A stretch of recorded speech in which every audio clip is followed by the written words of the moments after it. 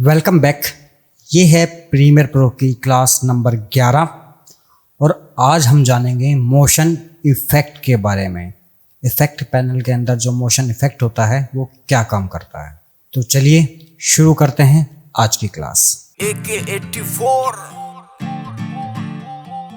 अगर आप किसी भी क्लिप को सेलेक्ट करते हो तो यहाँ ऊपर इफ़ेक्ट पैनल के अंदर आपको यहाँ पर कुछ ऑप्शन दिखाई देते हैं, लेकिन मान लीजिए आपका इफ़ेक्ट पैनल ही नहीं आ रहा है। मान लीजिए मैं इसे क्लोज़ कर देता हूँ, मुझे इफ़ेक्ट पैनल ही नहीं मिल रहा है। यहाँ पर मैंने गलती से क्लोज़ कर दिया, तो मुझे क्या करना है, विंडोज़ पर जाना है और यहाँ पर इफ़ेक्ट पैनल, इफ़ेक्ट कंट्रोल, जब मैं इस पर टिक करूँगा तो ये मेरा यहाँ पर शो हो जाएगा। ठीक है, अब मैं इसे चाहूँ तो यहाँ पे इसे मूव कर सकता हूँ, अपनी माउस की लेफ़्ट क्लिक से ड्रैग कर सकता हूँ और इसे भी मैं छोटा या बड़ा कर सकता हूँ अपने हिसाब से।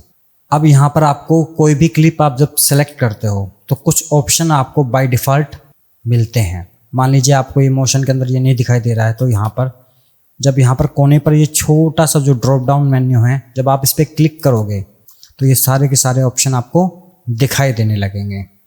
ठीक है जी, अब हम इनको एक एक चीज़ों को समझते हुए चलते हैं। तो सबसे पहला ऑप्शन है आपके पास में पोजीशन, जिसमें यहाँ पर 2 वैल्यू दी गई हैं। ठीक है, पोजीशन से मतलब मान लीजिए मैं इस क्लिप को सेलेक्ट करता हूँ।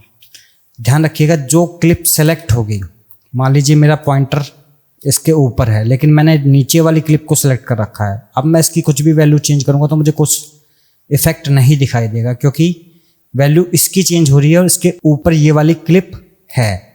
ठीक है, जब मैं इसको सेलेक्ट करके यहाँ पे कुछ भी चेंज करूँगा, सिर्फ वही मुझे यहाँ पर स्क्रीन पर दिखाई देगा। ठीक है जी, तो जब मैं इसकी वैल्यू को यहाँ पर चेंज करता हूँ तो ये मेरी क्लिप जो है लेफ़्ट साइड में मूव होने लगती है, और जब मैं इसे चेंज करता हूँ तो मेरी क्लिप ऊपर या नीचे की तरफ मूव होने लगती है। ठीक है, तो ये क्या चीज़ है। उससे पहले मैं आपको एक चीज़ दिखाता हूँ। मैं इसे फ़िलहाल Ctrl+Z करके अंडू कर देता हूँ। ठीक है, ये आपकी जो स्क्रीन है पूरी पे यहाँ पर ये फिट है, लेकिन मैं इसे ज़रा छोटा करता हूँ, 10% करता हूँ, और जब मैं इस मोशन पर सेलेक्ट करता हूँ तो आप देखेंगे इसके चारों तरफ कुछ पॉइंट्स बने हुए आ जाते हैं। इसका क्या मतलब है, इसका मतलब ये है कि जो हमारी ये जो क्लिप है ये वो हमारी सीक्वेंस के अंदर पूरी की पूरी फिट हो रही है। ठीक है, अगर मान लीजिए हमारी क्लिप जो है वो हमारी जो सीक्वेंस है वो HD की है और हमारी क्लिप जो है वो 4K क्वालिटी की है। अगर मैं इस सीक्वेंस पे जाऊं और इसकी सेटिंग को चेक करूं तो ये हमारी 4K क्वालिटी की सीक्वेंस है। ठीक है, लेकिन अगर इसी की जगह HD क्वालिटी की होती सीक्वेंस हमारी और क्लिप हमारी 4K होती तो हमें ये कुछ इस टाइप से दिखाई देता, यानी कि ये बाहर की तरफ में शो होता। ठीक है, इसका मतलब क्या होता है कि हमारी क्लिप जो है वो बड़ी है और जो हमारी सीक्वेंस है वो छोटी है। हमें फिर इसके स्केल को पकड़कर उसे एडजस्ट करना होता है। ठीक है जी, समझ में आ गया। अब इसे फिट कर देते हैं। अब ज़रा यहाँ पर देखते हैं। यहाँ पर जो है इससे हम लेफ़्ट या राइट में इसे मूव कर सकते हैं हमारी वीडियो को, और इससे हम अप या डाउन हम इसे मूव कर सकते हैं। ठीक है, करना कैसे होगा, इसके ऊपर जैसे माउस को लेके आओगे तो यहाँ पर इसका निशान थोड़ा सा चेंज हो जाता है माउस पॉइंटर का। अभी ऐसा है, जैसे मैं इसके ऊपर जाऊँगा तो यहाँ पर 2 एरो बने आ जाते हैं। फिर मैं माउस की लेफ़्ट क्लिक को दबाकर रखूँगा और जब मैं इसे मूव करूँगा तो इसकी वैल्यू चेंज होने लगेगी।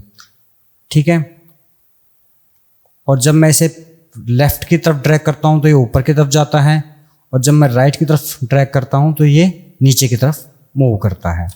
लेकिन अगर मैं चाहूँ तो यहाँ पे एक सिंगल क्लिक करके कोई वैल्यू भी यहाँ पर डाल सकता हूँ। ठीक है जी, अगर मुझे वैल्यू पता है कि मुझे कहाँ पर रखना है तो मैं एक वैल्यू यहाँ पर टाइप भी कर सकता हूँ। उसके बाद में यहाँ पर है स्केल। स्केल क्या है, ये हमारी पिक्चर को छोटा या बड़ा करता है। ठीक है, अब मान लीजिए मैंने इस सेंटर में ले आया और मैं अगर इसको छोटा बड़ा करना चाहूँ तो आराम से कर सकता हूँ। ठीक है, यहाँ पर अगर मैं कोई पर्टिकुलर वही क्लिक करके अगर मैं यहाँ पर लगता हूँ 50%, तो हमारी क्लिप जो है अपने साइज की 50% हो जाएगी। पहले वो थी 100%। ठीक है जी। अभी तो क्या है, मैं जब मैं इसको स्केल कर रहा हूँ तो ये क्या कर रहा है, एक प्रॉपर वे में इसको स्केल कर रहा है। यानी कि अगर मैं हाइट छोटी हो रही है तो इसकी विड्थ भी उसी हिसाब से छोटी हो रही है। ठीक है। लेकिन अगर यहाँ पर आपको एक ऑप्शन दिखाई दे रहा होगा यूनिफॉर्म स्केल, जब मैं इसको अनचेक करता हूँ तो मुझे यहाँ पर दो ऑप्शन और हाईलाइट होने लगते हैं, एक ऑप्शन और एक्स्ट्रा दिखने लगता है। अब ये क्या है, अगर मैं अब इसको चेंज करूँ तो आप देख रहे हैं वो हाइट के अंदर सिर्फ स्केल हो रही है, और जब मैं इसे चेंज करूँगा तो वो विड्थ के अंदर चेंज हो रही है। ठीक है। तो ये यूनिफॉर्म के अंदर स्केल करने के लिए हम इसको चेक रखते हैं, क्योंकि किसी भी वीडियो का साइज आप नहीं चाहोगे कि वो बिगड़े। हाँ, आपको कोई इफेक्ट क्रिएट करना है कि कोई वीडियो आई और अचानक से जूम होकर गायब हो गई, तब आप इस चीज़ का इस्तेमाल कर सकते हो। ठीक है। उसके बाद है यहाँ पर रोटेशन। रोटेशन किस काम आती है, जब मैं इसे पकड़ ड्रैग करता हूँ तो हमारी वीडियो रोटेट होना स्टार्ट हो जाती है। ठीक है। यहाँ पर अलग अलग वैल्यू से भी आप डाल सकते हो। मान लीजिए मैं यहाँ पर वैल्यू डाल देता हूँ 90, तो मेरी क्लिप जो है रोटेट होकर 90 डिग्री के ऊपर रोटेट हो जाएगी।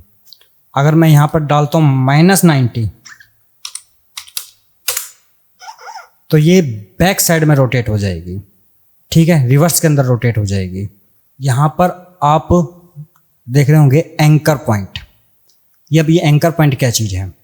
ठीक है, एंकर पॉइंट से मैं पहले एक कुछ और बताता हूँ आपको। हर एक वैल्यू के बाद में यहाँ पर एक पॉइंट दिखाई दे रहा है।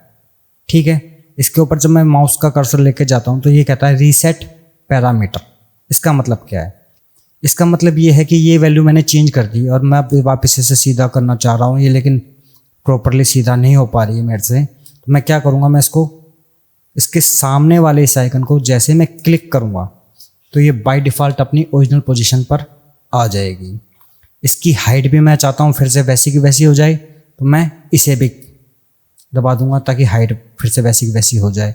लेकिन मान लीजिए मैंने सब कुछ ही चेंज कर दिया, यहाँ पे इसको और ज़्यादा बदल दिया। ठीक है, और इसकी रोटेशन भी बदल दी। अब क्या तो मैं इन सबको एक एक करके रीसेट मारूं, या मोशन के आगे जो यहाँ पर रीसेट इफेक्ट लिखा हुआ है, यानी कि कंप्लीट का कंप्लीट मैंने जो कुछ भी करा है वो सारा का सारा रीसेट हो जाएगा अगर मैं इसे दबा देता हूँ तो। ठीक है जी। तो ये जितने भी बटन यहाँ पर दिए गए हैं, इन्हें प्रेस करने के बाद में जो भी वैल्यू उनके सामने होती है वो फिर से रीसेट हो जाती है। ठीक है जी। एंकर पॉइंट क्या चीज़ है, मैं इसे थोड़ा सा छोटा करता हूँ। ठीक है, अब मैं इसे रोटेट करता हूँ। अब क्या है, ये जो वीडियो मेरी रोटेट हो रही है या फिर मैं इसे छोटा कर रहा हूँ, तो ये बिल्कुल सेंटर के ऊपर जो पॉइंट है वहाँ से छोटी और बड़ी हो रही है। ठीक है, वहीं से ये रोटेट भी हो रही है। ठीक है, लेकिन अगर मेरे जो इसका एंकर पॉइंट है, अगर मैं इसके ऊपर यहाँ पर माउस का पॉइंटर लेके आऊँ और इसे जब मैं मूव करता हूँ, यहाँ कर देता हूँ मूव। ठीक है, और अब जब मैं इसे रोटेट करूँगा तो ये जो एंकर पॉइंट है वहाँ से फिलहाल इस टाइम रोटेट हो रही है। ठीक है, ये जब हम इफेक्ट वगैरह क्रिएट करते हैं तो वहाँ पर बहुत ज़्यादा काम में आता है एंकर पॉइंट। एंकर पॉइंट के ज़रिए हम बहुत ही अच्छे अच्छे इफेक्ट जो हैं, एंकर पॉइंट को मूव करके उसकी पोजीशन को बदल के हम बहुत ही अच्छे अच्छे इफेक्ट क्रिएट कर सकते हैं। ठीक है, तो ये बड़े काम की चीज़ है। और ये जहाँ पर भी होगा, इसे हम एंकर पॉइंट भी बोलते हैं, पिवट पॉइंट भी बोलते हैं, ये जहाँ पर भी होगा, ठीक है, इफेक्ट वहीं से चालू होगा। जो भी हम करेंगे वो चीज़ वहीं से अप्लाई होना स्टार्ट हो जाएगी। ठीक है, अगर मैं इसे छोटा या बड़ा करूँगा तो इस टाइम ये यहाँ से छोटा और बड़ा हो रहा है, लेकिन अगर मैं इसे लाकर यहाँ पटक दूँ तो अब ये क्या करेगा, अब ये यहाँ से छोटा और बड़ा इसे करेगा। उसके बाद आता है एंटी फ्लिकर फिल्टर। ठीक है, ये क्या चीज़ है, इसके बारे में मैं कोई फ्लिकरिंग वाली वीडियो आएगी मेरे पास में, तो मैं उसके ऊपर इस चीज़ को समझाऊंगा। ठीक है, अभी मेरे पास कोई फ्लिकरिंग वाली वीडियो नहीं है। वैसे ये उस चीज़ के काम में आता है जब किसी वीडियो के अंदर फ्लिकर आ रही हो तो उसे एडजस्ट करने के लिए इस टूल का यूज़ किया जाता है। उसके बाद ओपेसिटी और टाइम रिमैपिंग, इनके बारे में हम आने वाली वीडियोज़ में अच्छे से समझेंगे, क्योंकि इससे पहले मुझे कुछ और बताना है आपको की फ्रेमिंग के बारे में। उसके बाद जब मैंने समझाऊंगा तो आपको ये और अच्छे से समझ में आएंगे। ओपेसिटी बेसिकली, ओपेसिटी तो क्या है, किसी भी की वैल्यू को कम या ज़्यादा विजिबल करने के लिए। लेकिन इसके बाद में ये कुछ ऑप्शन भी हैं यहाँ पर, इनको भी मुझे समझाना है, तो उसके लिए अलग से एक क्लास ही मैं ले लूँगा। ठीक है, और जो ये मोशन के जो ऑप्शन है आपके पास में, ये सभी क्लिप के ऊपर आपको मिल जाएंगे, चाहे आपने कोई फ़ोटो इंपोर्ट कर रखी हो जेपीजी में या पीएनजी में। ये मेरे पास में जैसे एक जेपीजी इमेज है और इसके नीचे एक ये पीएनजी इमेज है और इसके नीचे एक जेपीजी इमेज है मेरे पास में। ठीक है, और ये मेरे पास में एक पीएनजी इमेज है। तो जो भी क्लिप आप यहाँ पर सेलेक्ट करते हो उसी के ऑप्शन आपको यहाँ पर दिखाई देने लगते हैं। ठीक है, तो हमेशा एक चीज़ का ध्यान रखिएगा, जब भी आप किसी भी चीज़ पर काम करें तो उसी क्लिप को आप ज़रूर सेलेक्ट करके रखिए, तभी वो इफ़ेक्ट आपको दिखाई देगा। तो उम्मीद करता हूँ आज की वीडियो पसंद आई होगी और कुछ नया सीखने को मिला होगा। अगर भाई वीडियो अच्छी लगी हो तो प्लीज़ वीडियो को लाइक कर देना, और इस प्रीमियर प्रो कोर्स को कंप्लीट देखने के लिए मेरे इस चैनल को सब्सक्राइब जरूर कर लेना। मिलता हूँ आपसे नेक्स्ट वीडियो में, तब तक के लिए शुभ रात्रि, जय हिंद।